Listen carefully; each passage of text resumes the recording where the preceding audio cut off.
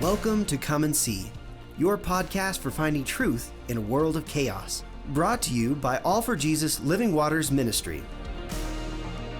With host and founder Richard Case and co-host and retreat leader Kathy Ricconi. Jesus reminds us to watch for the signs of his return. Today we will explore further what we are seeing in our times that line up with what signs he said would indicate the potential of the end and his return.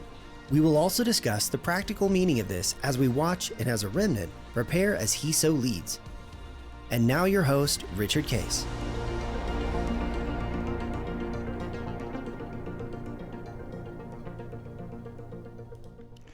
Well, good morning, Kathy. Here we are. Good morning. End Times Friday, and we're having an interesting, you've actually experienced a little bit of what might be happening, ultimately. So share with the audience about your little storm and what didn't work. And we were at a place where we can share about not being able to tape because of it. So go ahead. Yeah, so kind of interesting. Yeah, we're in New Hampshire, so power outages absolutely happen. Big snowstorms absolutely happen. We had a stunningly beautiful storm just the other day that was a heavy snow though, and actually had not blown away or washed away or anything. So it was sitting on the trees and on the lines and stuff. Mm-hmm. And the big storm moved in just yesterday, and it came with a lot of sleet first and then significant heavy snow on top of it. Yeah. And so long story short, yesterday morning, 8:30 in the morning, we lost power, and literally it came on about 5 minutes before. So it's been over 28 hours or so that it was off. But just came on in time for this podcast. But we were without power and without internet. Thankfully, being New Hampshireites and having been through some of this before, God alerted us a long time before to get a generator. So we did have a generator. And so we had limited power here, which actually just made for a lot of fun. Our neighbors who didn't have a generator came over. Big sleepover at the house last night. So we cooked breakfast for everybody this morning. The kids enjoyed it. It was fun. How did your a little bit of adventure. How did your generator work? It works well. So it's one of those that comes on automatically. So it's hooked up to our propane tank. And so as soon as the power goes out, it has about a minute pause and then it kicks on. Mm-hmm. But we don't have the entire house hooked up to it. So, we have limited spaces that we have light, but we keep heat the whole time. And we keep enough cooking and keep the refrigeration. So, we've got some limited things on it, not everything, but that actually works quite well. And then, as proven this time, it always ends up being a blessing to others as well, because not everybody has that ability. So they were able to come over. Our neighbor's house had dropped down to like 53 degrees last night, and we're like, no, come on over. So they came over and slept, and we stayed up talking and playing games, and lots of board games and laughter and fun going on. So it was a good time, actually.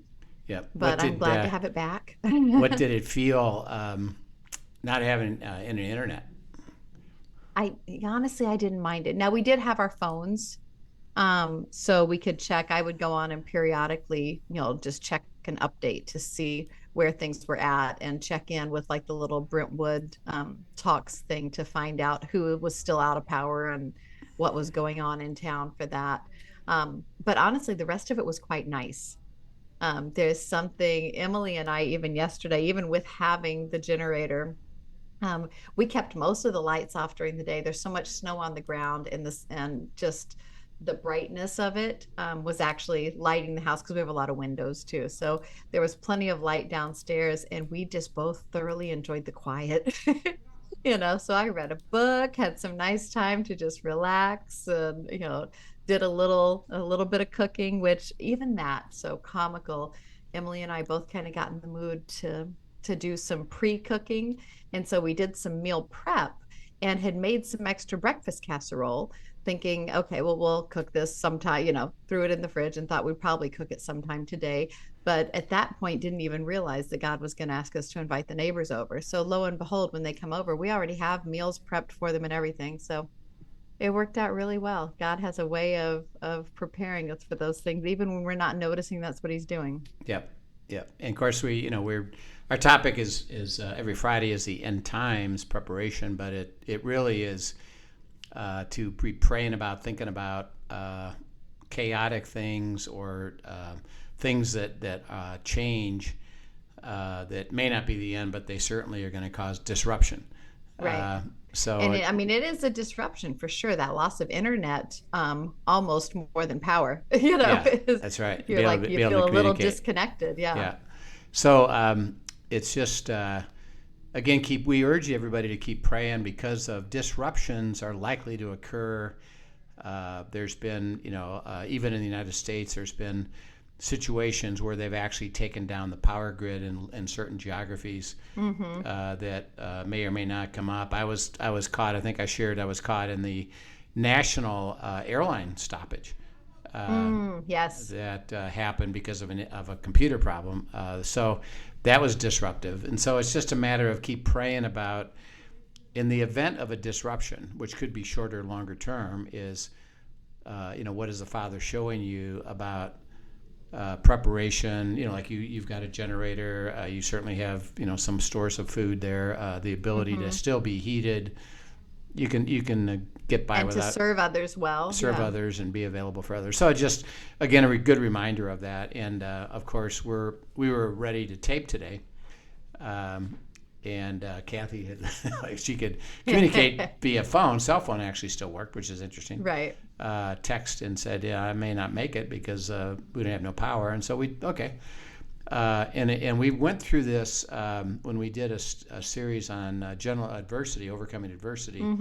But we describe, you first of all describe what is the adversity and then what does God say about it. In this case, because it's happening around everybody in the area, right. it's not directed toward you personally. So this isn't a spiritual attack or something that you've caused.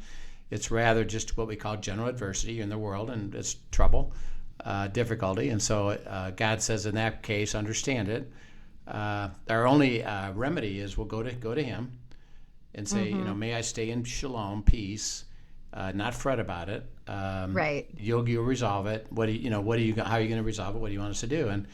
And we didn't know exactly when. I mean, we knew ultimately it would be resolved, but we don't know when. So this morning, how's it going? Don't have it. No power yet. No internet power, yet. No power. And no estimation yet. So I'm praying about it, and God says, well, get going, get to the, because my studio's in the office, so get going, get to the office. And I'll show you what to do next, including it's possible I may have you just do the end times by yourself today and a guest, and then we'll reschedule the other ones, but get going. So I did, and so literally I'm driving up to the office, and you text me and said, "Hey, we got it back." Well, and it was we got power back, and 5 minutes later, internet came back. So it was just like that, right at the time we usually would start. Yeah. So it's fun how God works. It's really kind of neat how it works. So again, we just urge everybody to understand, that things are gonna be potentially disruptive, and if the end times come, could be really disruptive. Can I just piggyback on that real quick? One thing, because we're taping this on a Tuesday I don't remember what day. This is a Friday that we're actually taping, but we're taping it on a Tuesday, and so my small group ladies just came over this morning, and the power outage did not stop the gathering. And so I just wanted to highlight that because I think as things do get difficult and as there are disruptions, a lot of times we tend to put aside the things that are the most valuable if we're not careful. And so even with neighbors coming over last night, the power outage didn't stop the gathering, it instigated it. This morning, our ladies group could have easily said, hey, this is all going on, we're not going to meet. And we're like, no, we're just shifting gears. We'll meet over there anyway. And we did what we needed to do. And it was a blessing to all of us. So yeah, for whatever that's worth, I'm just reminding people gathering is an important part of how we navigate difficult times and interruptions. Yeah, that's right. And then particularly as we look at the remnant that is going to be asked not to take the mark of the beast when the new system comes up, the one world government. And I think what you described is something we'll spend some more time on, but fellowship continues. And it's really, and I think a lot of us experienced that during COVID, it changed how you functioned, but it didn't alter the sweetness of life and the blessing of life, because we just gathered in a different way. Right. Actually, sometimes improved it. So it's just get your fellowship, your community together that is going to join you in the middle of disruption or in the middle of adversity, or ultimately if we have to select together that we're not going to join the system and there's going to be disruption to it. We have to get ready for it. I am, by the way, working.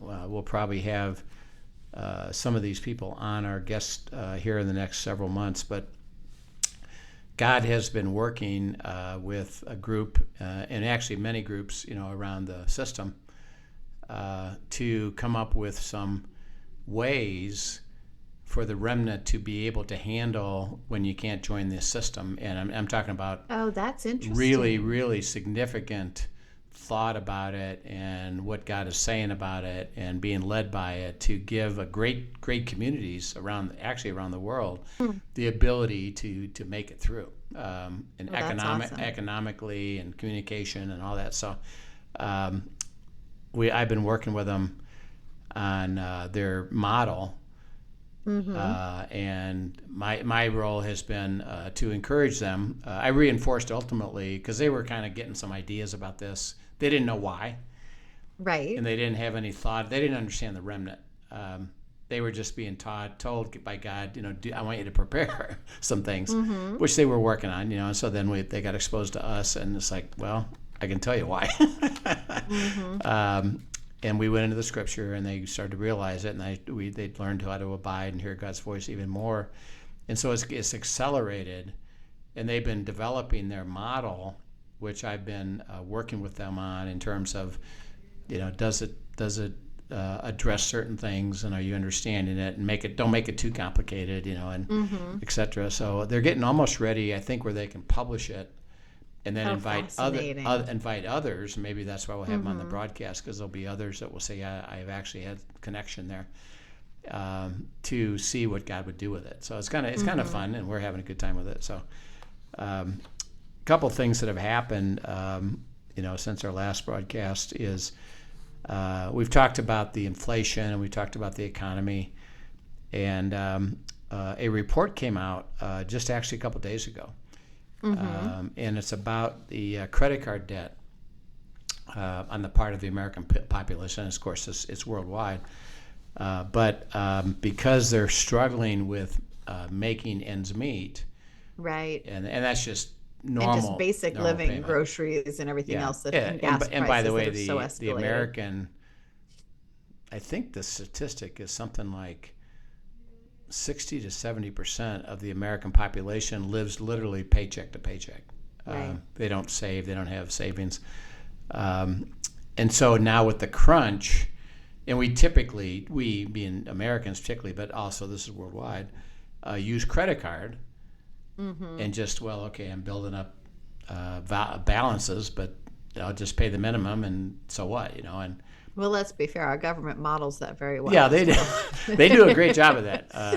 What difference does it make? Just add to it. Let's lift the ceiling. What's happened is that there's been a dramatic, and again, when you notice dramatic changes, that's when you start to really pay attention. So in the last few months, that 3 out of 4 credit card holders in America have dramatically increased their balances, which means they're using credit cards to live. Interesting. And that they said that 25% are struggling with even paying that back, and that they predict that the default rate on credit cards are going to start to accelerate to double, what they have been traditionally. Oh, wow. Which by the way, it's not that great anyway. But now it's going to double, and this is just current information. So, if you're a credit card holder and using that's again, we would urge you to go to God and work that through, because that's not sustainable, right? And could cause. And they predict it's going to be bankruptcies. are going to start to follow, because people just are going to get to a point where they can't cover it. Right.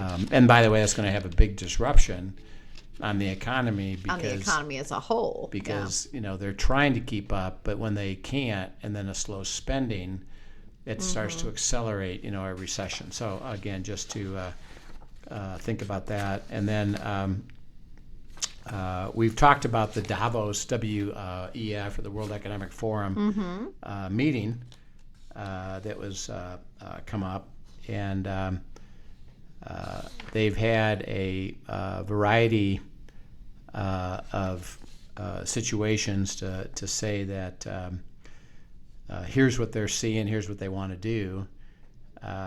They're saying that there's going to be a continued disruption of the supply chain and a redefinition of all that. So things are going to be, put, and they said, they remember their model is, because the individual governments can't handle this anymore, that get ready for a one world government, because we'll do better at this. Right. That's their goal. Yes. So they've talked about,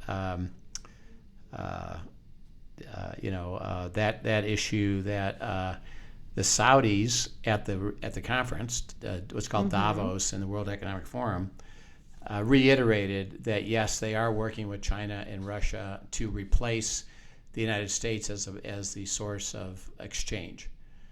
So to get rid of the dollar and go to a new currency, and they made that public. I mean, it's been known, but they just reiterated it. Yep, we're working on that, and we're headed, to that. They're looking at things that they can do to basically suggest that they're the ones that can manage the climate control, the economies, supply chain. They are being WEF. WEF, yes. And they gathered everybody who have a desire for that, to reinforce it, that we're the solution. Right. And it's a large worldwide network that is involved in lots of different things. It's not just politicians. It's not just corporations. There's a lot of everybody in there. It's educators, government, nonprofits, ministries, even lots and lots of people from different walks of life, particularly in banking, economists, company leaders. That and the thing to notice about it is, first of all, they're talking about the fact that the problems now are too big for any government to take care of it by themselves. And in fact, one of the things they're using as an example that I noticed, I haven't followed a lot of it, but I followed a little bit of it, is the fact that just the last conference or two ago or whatever, goals that corporations had made and committed to as far as being more green and more ecologically friendly, that sort of thing. Yep. They were not even able to meet, even with the attempt to try to do that. They were unable to do it. And I found that really interesting, because them bringing together and saying, see, all of you guys, you thought you could do this, and by committing to this, and you couldn't even do it. Right. And that to me was another telling, kind of a domino hit there, to point out, okay, we need something bigger than all of us to do this. We need to be all, and so I feel like that was another little nudge towards the reasoning for the one world government. Right. And because they're vocally saying it, and you got such a wide audience that's supporting that, that makes sense. So we want to be part of it. And there's a funny, by the way. So they went to they go to Davos, Switzerland, and they are promoting completely green energy and how to reduce the carbon emissions. 150 of the attendees flew there in private jets that are the worst. They're the worst in being green, so to speak. So to me, it's always interesting to see, because underneath it all, I believe there's deception, and deception shows pretty clearly what we call hypocrisy. I say one thing, but I act a different way. Right. And believe my deception and don't look at what I do, and that's called hypocrisy. So to me, it's very, it's they don't even want to talk about that because it's hypocritical. So they ignore those questions and just say, well, we got to fix the world's problems, So Davos and WEF is I think even more so now have accelerated their verbal and their openness to and I think they're trying to gather more and more support for that, which means and put a magnifying glass on some of the reasons that they believe they would be more effective in one world government. Now, by the way, one of the strategies is to create division and chaos, and so we can talk slightly about that because it's always interesting to me that when you look at that, it's happening. And like for example, there were in Madrid, Spain, because their prime minister went to Davos and was promoting one world government and government control. Well, because of that, there was a protest in Madrid, Spain, against that. No, wow, I didn't hear this one. We want to be sovereign. We don't want to be part of one world government, and we don't want government running our lives. We want it to be more democratic. So there's pictures that are shown. Remember, this happened just last week. So there's pictures of 500,000 people showing up for this protest. Wow. But it wasn't reported on any news ever around the world at all. And the ones that did said, there were 30,000 people, but there's 500,000 people that were in protest. Wow. So there is division, which I think is part of the chaos, particularly in America. When you think of political parties, it's just characterized by nothing but divisions. And by the way, we're already seeing rioting again, and we're seeing all kinds of stuff. So the question, as we consider it, is, okay, they're promoting chaos and division to lead to the problems and the chaos, which means you don't have any confidence in your government because they can't do anything because there's so much division, and there's great chaos and opposition. Well, when the one world government starts, remember, this is all biblical. Right. It's all completely accepted, and there's a unification of adoption of the one world government readily and willingly it's not about a takeover, and it's not about one of those groups wins. It's that everybody says, yeah, that's the way to go. So what I'm going to... Aside from the remnant, yeah. Yeah, so what I'm going to do is keep praying about, okay, what has to happen to take it from the current state, which is actually, I believe, is being promoted, of chaos and division, to unification. Interesting. And I'm going to process that. Part of the answer I've gotten already is likely, and the one universal thing that everybody do react to, and that's what I call personal economics, is that I can have idealism up until the point that it really impacts me. And when it impacts me, then I might change how I view things just because is there a way out of this? Right. So I think it's going to be economic in some way, and then what I call a return to normalcy, so that, for example, there's states now, and it's beyond me, but there's states that are trying to outlaw people using gas stoves in their homes. Oh, I've heard about this. Yeah. Well, they have gas stoves in their home. And by the way, it's very inexpensive fuel. Right.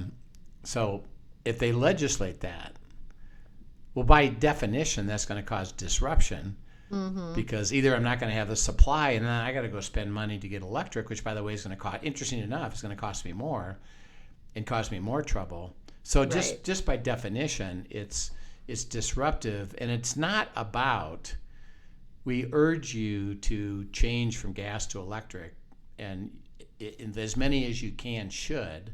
They're talking about legislating it, enforcing it, and there's a big movement about it. So that becomes anything that's disruptive becomes abnormal.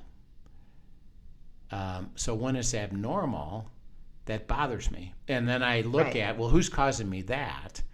And that's where division comes in. And I want things back to normal again. And I want things back to normal. So it seems to me that as we head toward, if we start to understand something and we head toward truly the beginning of the tribulation, there's things that have to happen for the division and the thought about opposition goes away. Mm-hmm. And I readily accept, and embrace the one world government. And I don't have any more division against the people that I typically have division with. Mm-hmm. So that's going to be an interesting thing, to follow, because it talks about, in Scripture that there's great response, there's great wealth building, and there isn't any indication, as we've talked about the beast, that it causes division, but rather it seems like a place of like solution and resolution to it. Do you have any thoughts about any of that, or how you would view any of that? Yeah, no, I just think it's interesting. It's interesting to watch, and I think you're absolutely right. Even if we, as we watch things, how they unfolded in COVID, we've said so many times before, how there was, some desensitization. I think some trial and error, some opportunity for even us as the remnant to get a glimpse into how things could be, and how people responded to different things. But I think certainly we saw there, people wanting things to get back to normal. And so I think that was something that God really revealed to you in that, that will be a driving force, is a return to normalcy.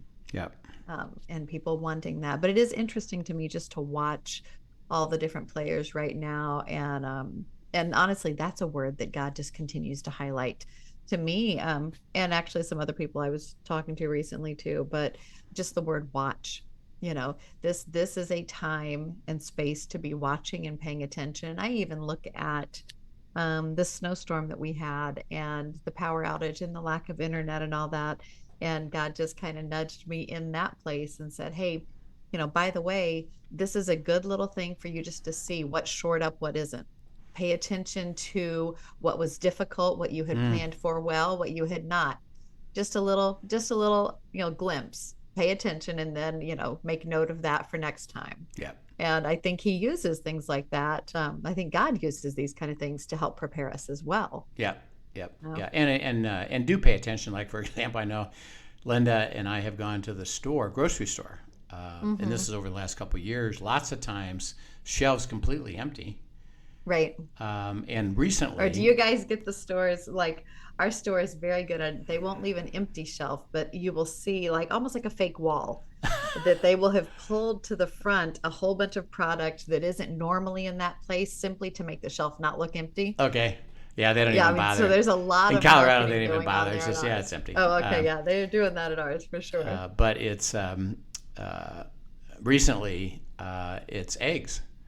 Is that you can go and not even either they're not there, or they're $7-8 a dozen, right? Which is crazy for eggs used to be, remember, $2 a dozen. So yeah, that's a big deal. So just to, as we end our time here, just to talk about that, this is in Revelation 13. It says that this is in verse 5. Talk about the beast. Remember, the beast is a one world system. The beast was given a mouth uttering haughty and blasphemous words, and it was allowed to exercise authority for 42 months, first 3.5 years. So it has authority, and everybody, surrenders that authority. It opened its mouth to utter blasphemies against God and blaspheme his name and those who dwell in heaven. So it's saying, God isn't real. It was allowed to make war on the saints and to conquer them. So again, that would be us that is left, the remnant. The authority was given to over every tribe, people, and language and nation, and everybody who dwells on the earth worships the beast. So that it says that it's not think about that right now. Even when you think of religion, Does everybody worship the same thing? Absolutely not. No. And there's lots of even divisions about that. And there's political division, but this says everybody's going to worship it, and he's going to have authority over it, and they're going to surrender, to that authority. And then it talks about the second beast, which is the false prophet, and it says this false prophet. This is in verse 16, causes all, both great and small, rich and poor, free and slave, to be marked on the right hand or the forehead, so that no one can buy or sell unless he has the mark. That's the name of the beast. And so again, there's a willingness to accept that mark and then operate within the system, because it doesn't imply here that a lot of people resisted doing it. It's just the only ones that don't do it are the remnant, which is what we believe and what we understand. So interesting stuff as we look at this discussion, which we'll try to pursue further, about we can see the division. That's that's not fuzzy. Matter of fact, we have such a division that we don't even respect each other anymore. Right. We don't even listen to each other anymore. I got my position. Either you agree, and if you don't agree, I'm going to try to what they call cancel you and shut you down and have you stop promoting your idea, and we'll see who's got the most power for that. Lots and lots of division, lots and lots of chaos. But as that translates toward the end, there's something that happens where all that division goes away, except for the remnant. So we got to process that. What the heck does that mean? What does that look like? And what can we understand? We'll see it and think through it, and then where we understand it. So we'll pick this up again next time. Got some more good information about Israel actually coming up next week. So man, it goes fast when we I know, right? when we're just enjoying getting into the depth of this stuff. But we'll pick it up, and hope you do well. If you got questions, send them in at afjministry.com, and we're excited to answer them and love to talk about it. Sounds great. Thanks so much for sharing your wisdom and your insight. Love hearing about what's going on and just keeping us all aware and watchful as God has called us to be, but in peace as we abide. Yep. So thanks for sharing. Thanks for joining us, everyone. Have a great weekend. See you then. Thanks for today's episode of Come and See, your podcast for truth in a world of chaos. Brought to you by All for Jesus Living Waters Ministry. Send us your questions and comments, and tune in tomorrow for more answers to your personal questions about living life in God's truth. Remember, God's will is best and none better. His truth brings peace in this world of chaos.